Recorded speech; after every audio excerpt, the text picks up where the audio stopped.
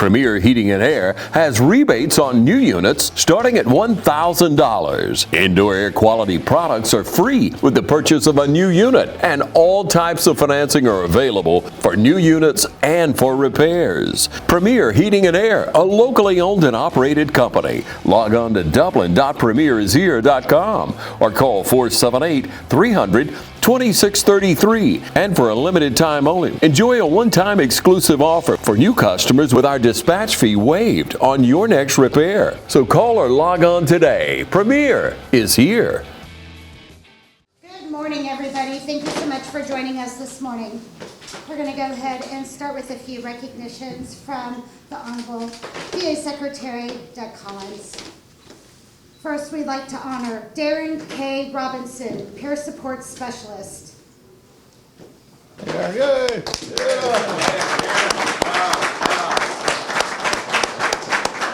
Support Specialist and U.S. Army veteran Darren K. Robinson is the 2024 Carl Vinson VA Medical Center and Vinson 7 Peer Support Specialist of the Year, and was honored with 7th place in the 2024 VA-wide Peer Support Specialist Award. For years, Darren has offered himself as a sterling example of his fellow veterans of what is possible with a commitment to achievement and a positive mental outlook. As a VA peer support specialist, Darren sees his veterans' success in life as his highest and most desired personal achievement and is committed to their success one veteran at a time.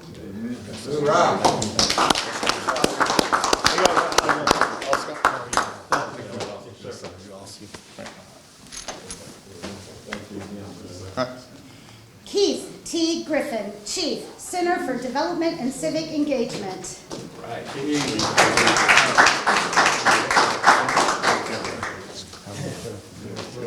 right, we'll take a look right here, make sure. Repeat grand, please. There you go.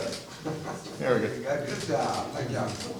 Over 23 years of devoted VA service, U.S. Air Force veteran and CE Chief Keith Griffin has established himself as the go-to Dublin VA professional whenever a situation challenges medical center management to find creative solutions in caring for our veterans. A former VA police officer and devoted member of his community, Keith serves as a liaison for Dublin VA and countless community partners, truly exemplifying the medical center's motto of making a commitment to people, processes, and partnerships to optimize veterans' health care. Hey.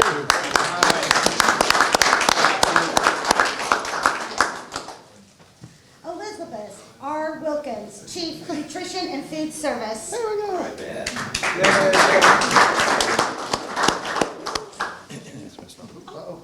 Okay, you know what we have to do now? It's push-ups for me and you. You win. I tell you what, I'll make all of you go. One more, they want to stop. Beth Wilkins is the Chief of Dublin's VA's Nutrition and Food Service and is committed to the idea that to heal and thrive, her veterans must be provided with nutritious and delicious meals that are served with respect and love. Beth's leadership of nutrition and food has resulted in better health outcomes for Dublin's VA veterans, and most recently, acknowledgement from her veterans patients during the recent Echelon review at Dublin's Community Living Center, where they said that the nutrition and food service staff served them with care. Hey.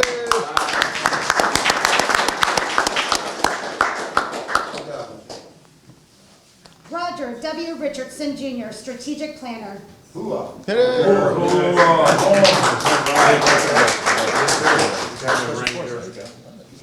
Yeah. We got you again. Here we go. Yes, sir. There you go. Good job. Retired U.S. Army Special Forces Operator Roger Richardson serves as the Carl Vinson VA Medical Center Strategic Planner.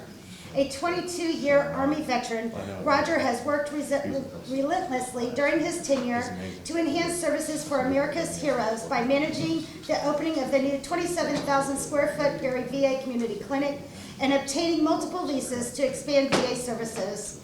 In addition to enjoying the challenge of successfully managing multiple requirements and moving parts, Roger is most proud of contributing to the enhancement of services for our American heroes and including his VA teammates closely in the process. Yay! Let's get up.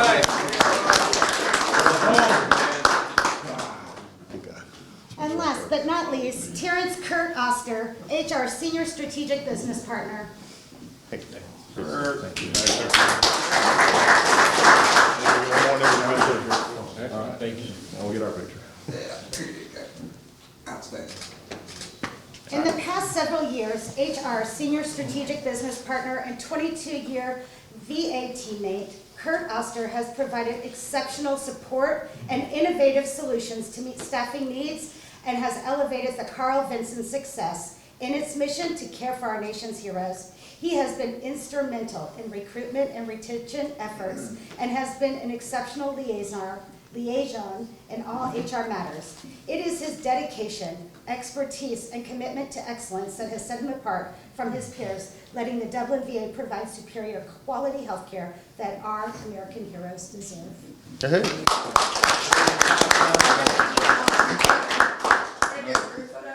All right, group, everybody up, come on. All the runners again, please.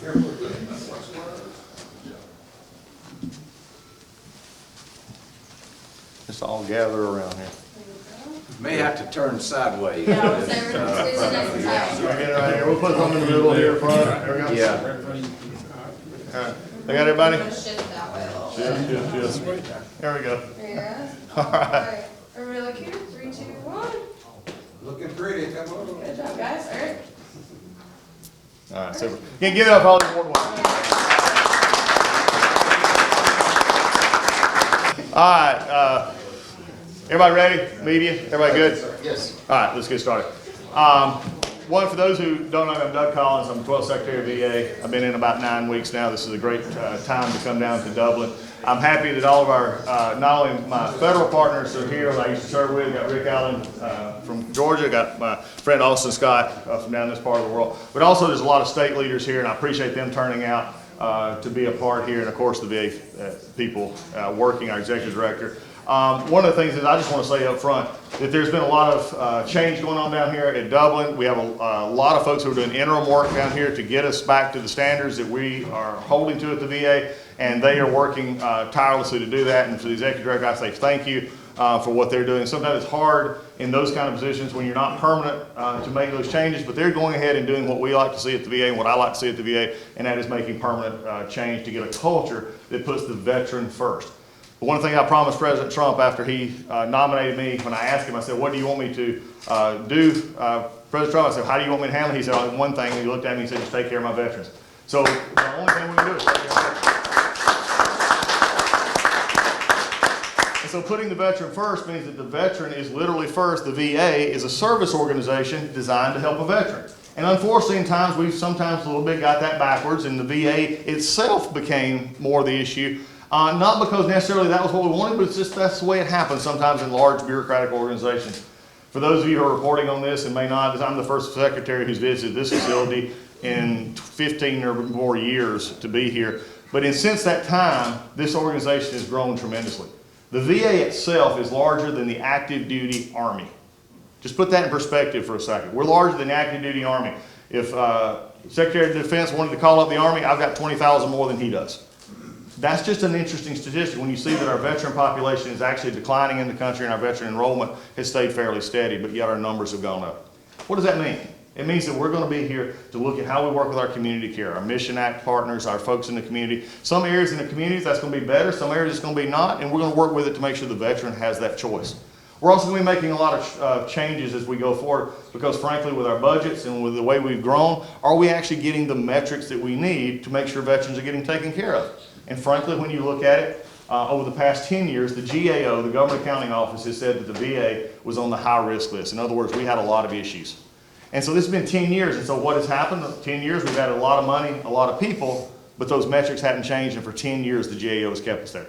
That's why we got facilities like Dublin that we're pushing, and we're making sure with this staff that are in here now to make sure we're putting that veteran first. And I'm glad that my federal partners here, our state partners are here to do that as we go forward. That means change is coming. But let me just also tell you one thing. I've had about 9 weeks of being in this job. I've enjoyed every minute of it. I get up at be here at 5:30, I'm there late, but it's all I want to do. When President Trump called me back, I had really nothing else. I was having a process of where I've already served, but now he's giving me a chance to put one thing on, one thing forward, and that's a veteran. And when we do that, that means that we've got to make sure that we're pushing each other to do what we need to do. That means a lot of changes, but the first thing that's come, I've had to fight a lot of innuendo and rumor. It seems like everywhere I go, they want to talk about the VA, and I've just decided one thing. Before I turn this over for questions, I'll just let you know that number one, nobody's going to scare my veterans, and nobody's going to scare my employees. Amen. We're going to tell them what's going on, and we're going to work with them because the VA is here to service those veterans. And if you want to, and I've had to put out lies that we're closing the VA, that we're tearing out healthcare, we're doing all this thing. I'm here to tell you the truth on what we're trying to do and how we're getting it better. And one of those ways we're doing that, we did contracts just recently, just about 2% of our contracts. And we found $360 million roughly that we took from contracts that were writing PowerPoints and meeting notes and put that back into community health care. That's $360 million of your tax dollars back where you should. So with that, got a lot of things to go, but I'll be happy to answer questions with you this morning. Mr. Secretary. Yes.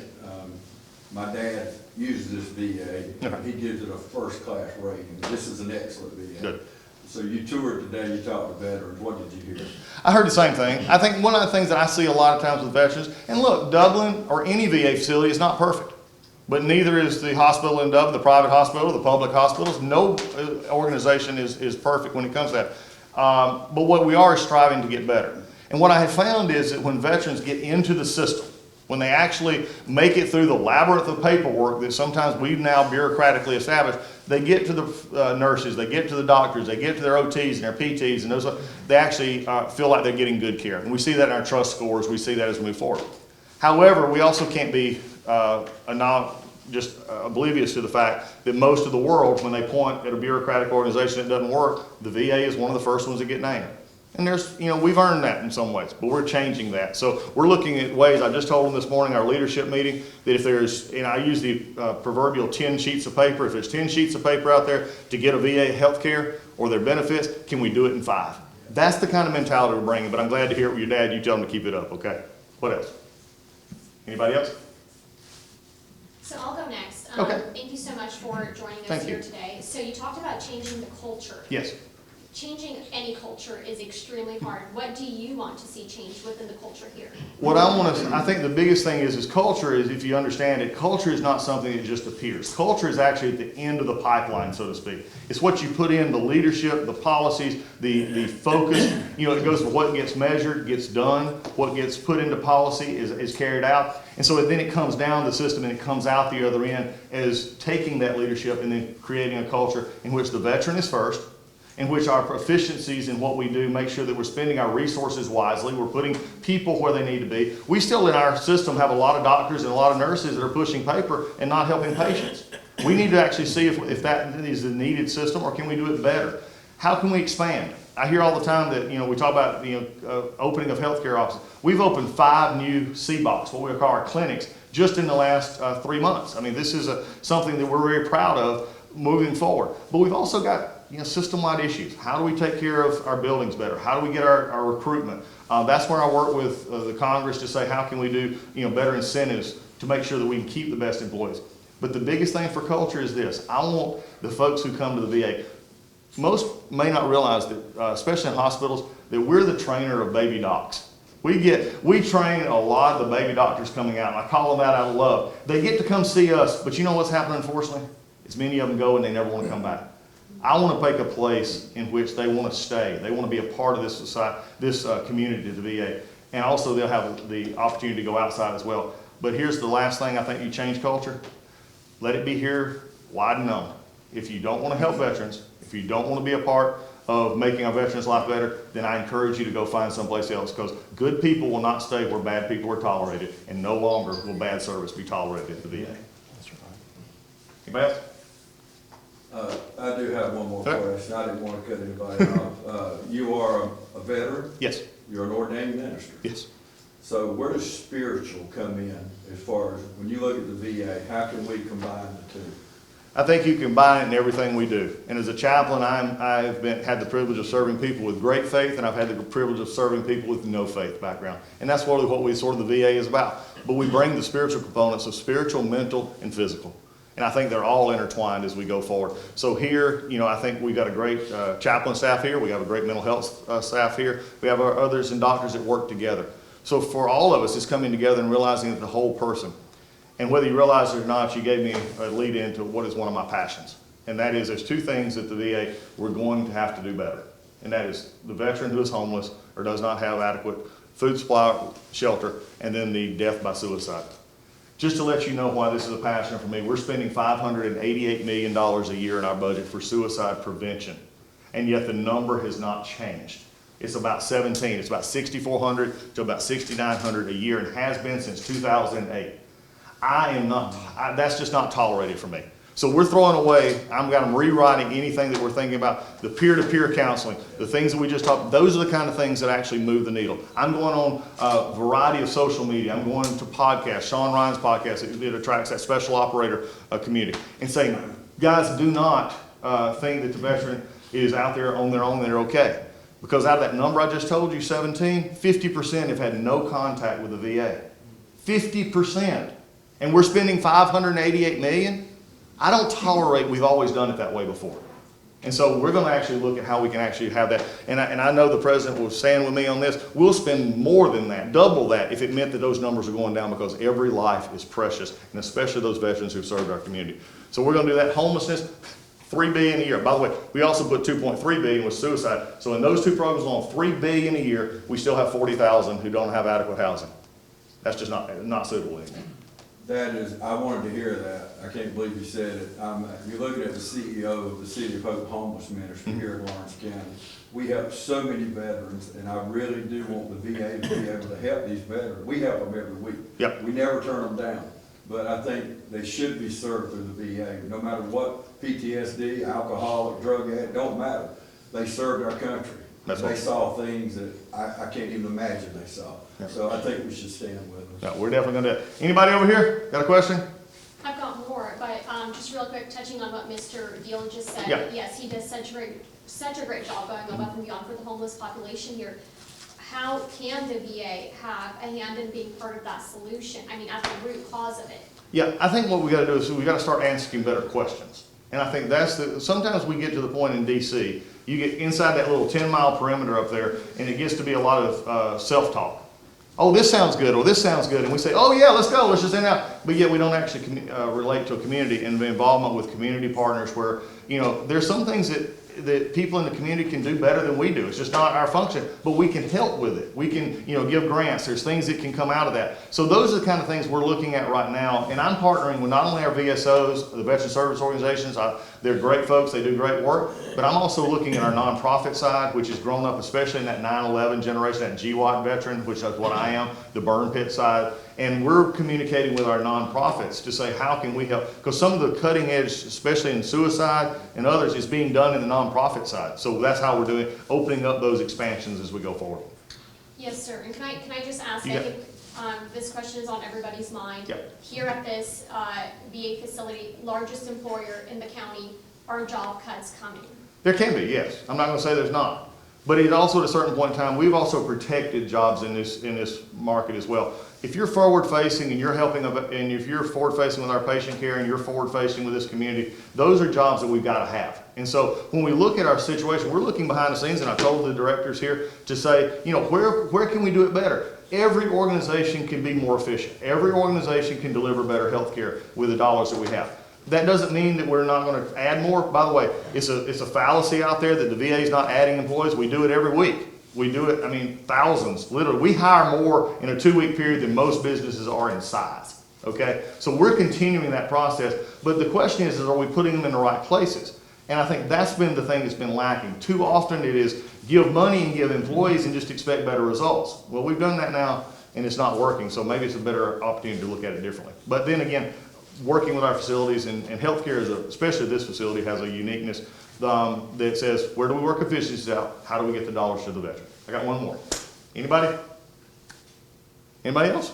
I love y'all guys. It's great. You got one more? I'll give you one more. Okay, I'm sorry. I've always got more questions. Okay, so you talked about changing the culture. Yes. You talked about changing the efficiency of maybe reducing paperwork and putting people where they're better suited. What other major problems do you see here at this facility? At this facility, I think it's getting back to the permanency of leadership is one of the things that we're looking to maintain here. There's been some issues in the past. I'm also a VA secretary that doesn't back away from the fact that we do have issues, okay? And so what my takeaway here from working with the leadership team this morning, I was very proud of them for bringing us forward. We got to work toward getting a permanent leadership team in here. They've done good stuff, but if they're going to be changing out, that makes it harder for the employees down the line to have a continuity of that leadership. So that's the biggest issue here. I think we've overcome some of the past IG reports that had some physical plan issues and some basically some malfeasance that was done. We're moving past that, putting people in place. That's the other thing is I don't tolerate anymore a culture in which we just move people who don't do good things. If you're not doing good things in the VA, we're going to look to move you out. And I think that's going to be the part is we need to make sure here that the leadership is in place, that they can have a long-term permanency with that. So as we move forward, they can provide really anything that they need here that moves us forward. All right? Thank you. Thank y'all so much. Appreciate it. If you're wondering when the best time to buy a new car is, it's right now. Hi, this is Don Carswell at Dublin Nissan in Dublin, Georgia, and the best day to buy a new car is every day. So whether you're looking at the all-new Murano, a brand new 2025 Versa, or you're looking for a great deal on a Z, we have all the choices here at Dublin Nissan every day. And now's the time to take advantage of all new discounted pricing on new Rogues and Pathfinders. We sell cars well every day at Dublin Nissan.